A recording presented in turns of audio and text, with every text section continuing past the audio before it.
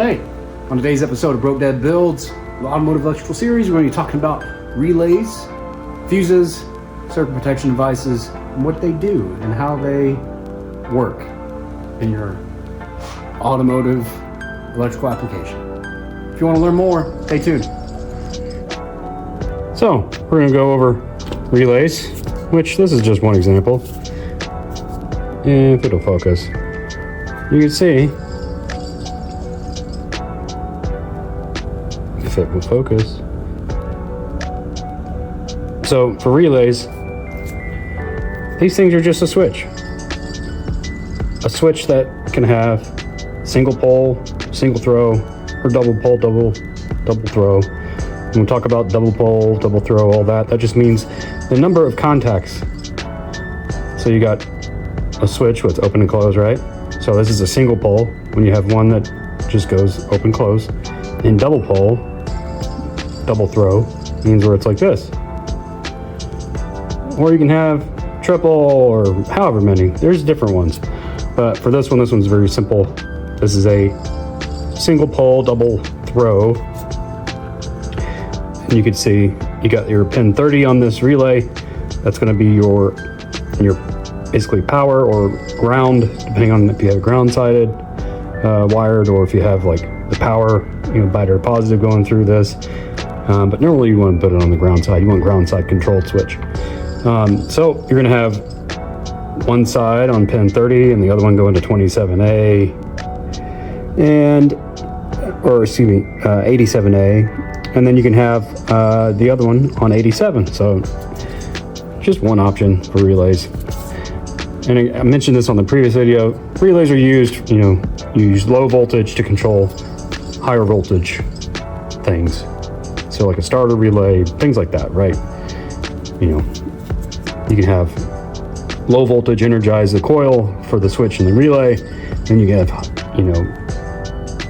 the switch side be what controls high power, high voltage current, things like that for the switch, for the load. So that's a relay. And we'll look at some other relays, for maybe your lsswap if you got one. And fuses, all kinds of fuses. Those are circuit protection devices. You have fusible links, which we'll look at one. Those are built in to the wire on the power side, on the positive side. And what happens with those is when you have excessive current draw or amperage draw through that fusible link, if it goes beyond what's rated for that fusible link, it will pop, it'll burn up. So that way it protects everything on the circuit. So just those are things that, protects the circuit. It's also kind of like a circuit breaker. Circuit breakers, those will reset though. They're not like a one-time use. But circuit breakers, once they reach a certain amperage, that circuit breaker, the metal inside the circuit breaker gets hot and it'll pop. And you have to wait for it to cool. The metal inside will cool and it basically resets. So that way, if you have excessive current draw on a certain part of the circuit and circuit breaker pops, it'll be able to reset. Kind of like what you have in your home, right? Think of a circuit breaker in your home on your electrical panel. It gets over a certain amperage for that panel, for that circuit breaker, and then the circuit breaker pops and you go and reset it and it's good. But that doesn't fix the problem. You still need to figure out what the problem is on the circuit that's causing it to have excessive amperage draw and then fix that. All right, moving on. Fuses. Got lots of fuses. We got different flavors of the mini bus or the mini fuse, right? These are more common in newer vehicles, as well as the low profile mini fuses. Different amperage ratings for the fuses. Then you got your standard fuses.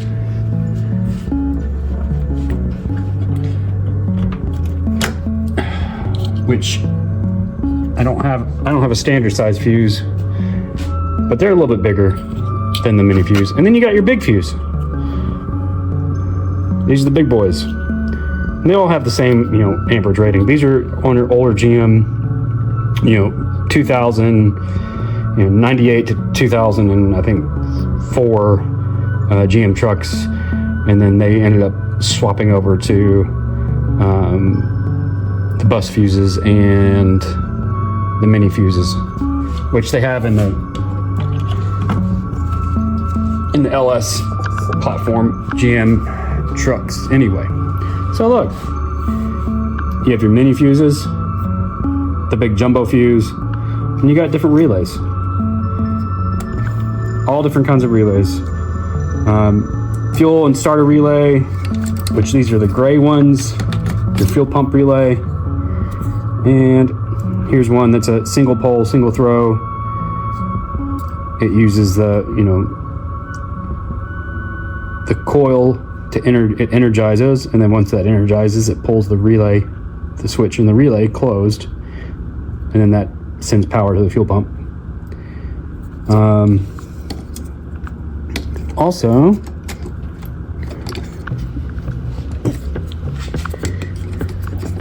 if I can get it back in.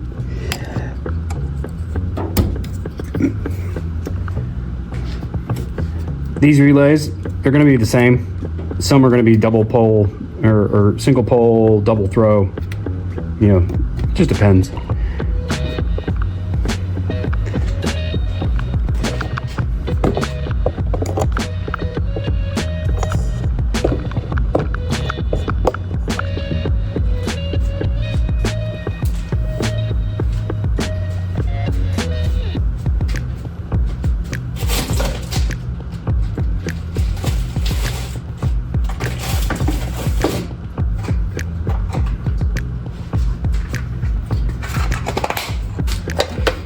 And then for your cartridge style, kind of bus relays, you have these square ones that you'll see in the little bit newer GM, GM vehicles and other manufacturers use. These things are replaceable. If they pop, you can just put a new one in. You can get these at the parts store. These are more common too in the newer vehicles. And then if you got an old vehicle, you have your standard bus glass fuses. These have a thin piece of metal that's within inside of it, and they're similar like the blade fuses, but each piece of metal, the little piece of metal that's in here, or in the blade fuses, or these square ones, they are all rated at a certain amperage. So once they'll handle so many amps, and then after they go beyond what it's rated for, it will open. It'll melt basically in the middle of it. And that's just a way to protect the circuit, right? Also with these also you'll see these, they might be white. Those are just other types of fuses. I think this one's bad. Let me look. It's a little glazed over. This one's a bad one. Nope, it's a good one. And these were very simple back in the day to check if you had good ones or bad ones, because you'd easily see it, right? These were phased out, from what I can recall, up in the late 80s, early 90s. Most vehicles ended up switching over to just the standard blade fuses, because they're a lot cheaper and you don't have to worry about glass.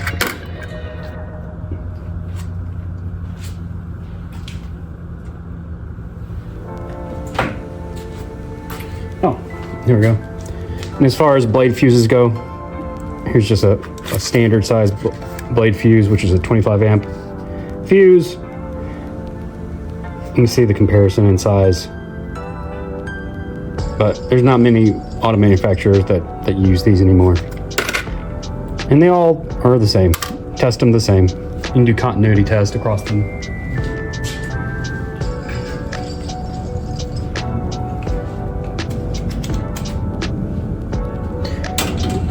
Test with a meter. Just put on your multimeter on the continuity tester, and you connect the two probes together. It beeps. And if you're going through and you're checking for fuses, if you go and see if you've got a bad fuse, instead of just pulling every single fuse one at a time, you know, trying to look at it, inspect it. When it's in the fuse box, just put your contacts on the probe on the contact points on the fuse, and that'll let you know if it's good or not. For these type of fuses, you can usually see, shine a light down on them, and you can see when they're popped open, as well as the big ones. And then for testing relays, we're going to test a relay real quick. And just look at your pinouts, right?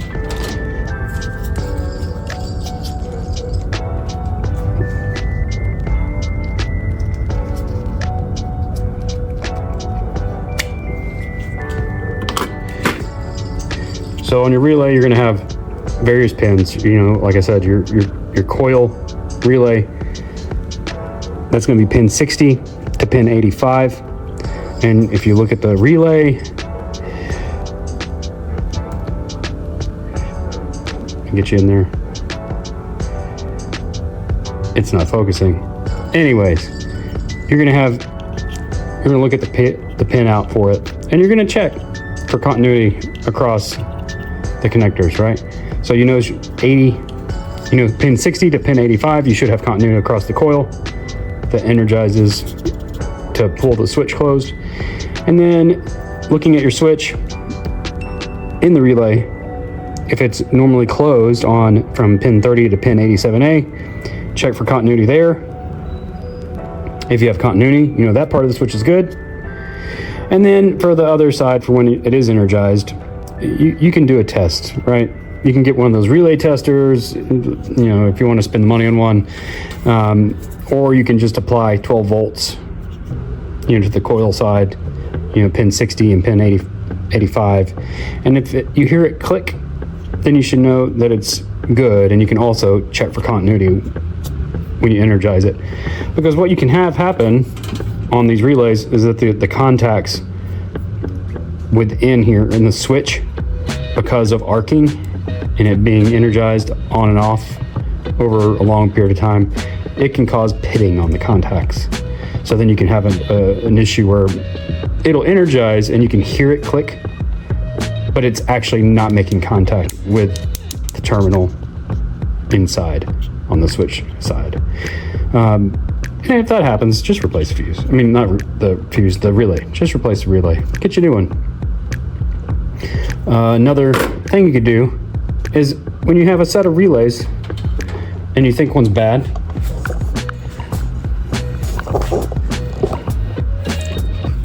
if you suspect a bad relay, like say for a fuel pump, right? And your fuel pump's not working and your fuse is good, but your relay might be bad, just swap the relay with another one. And if it works, then you know the relay's bad. Same with the other type of relays. Swap with a known good relay, and then it'll be a good way to test it to see if it's good or bad.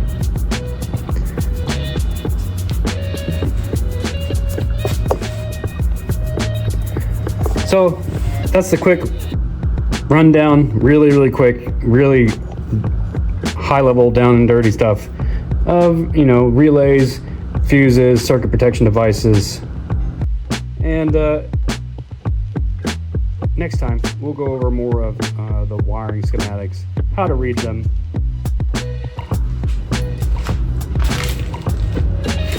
So that wraps it up for today's episode, going over relays, fuses, and circuit protection devices for the automotive electrical series. If you find it helpful, check out the other one, or don't. It's up to you, but I appreciate you taking the time to see me do things with my hands and talk about stuff. So thank you so much. Also, if you notice this shirt, LS Swap Shop, check out the channel on YouTube. Jeff over there has got great content, doing a lot of cool LS stuff, LS builds. Recently did one on Trailblazer SS, and it sounds really good. But check out his channel, check out his merch. He's got really cool LS Swap Shop type shirts. And I'll see you guys next time.